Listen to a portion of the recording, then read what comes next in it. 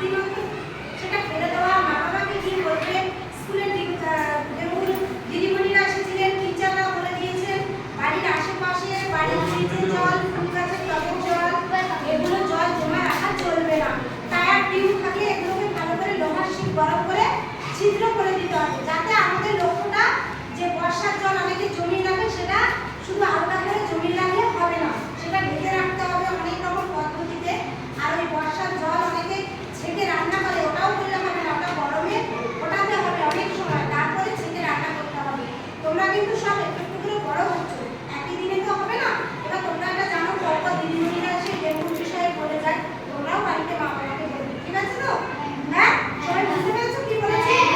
বাড়ির আশেপাশে 7 দিন অন্তর জমা জল ফেলে দেবে, বাড়ির চারিপাশ পরিষ্কার রাখবে, যেখানে সেখানে নোংরা ফেলে দেবো না। আমরা ভাঙাচোরা দেখলে সেগুলো কুড়িয়ে নিয়ে ভাঙাচোরা ব্যাপারীকে দেবো, আবার ওনার থেকে খাবার খাবো, পয়সা নিয়ে খাবার খাবো, মানে আমাদের জিনিস বিক্রি করে আমরাই সেগুলো খাবার খেতে পারবো, মা বাবাকে পয়সা চাইতে হবে না। তাই তো? সবাই মা বাবাকে বলবে তো? হ্যাঁ, শনিবার ছুটি হয়ে গেছে, বাচ্চারা খুব অস্থির হয়েছে, বাড়ি যাবে। তো আজকে এই পর্যন্তই আমি ভিডিওটা করলাম।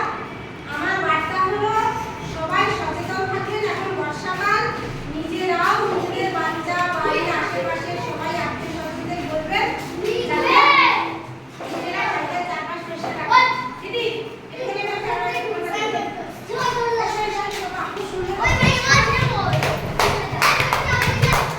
দেখো কত বাচ্চা সব।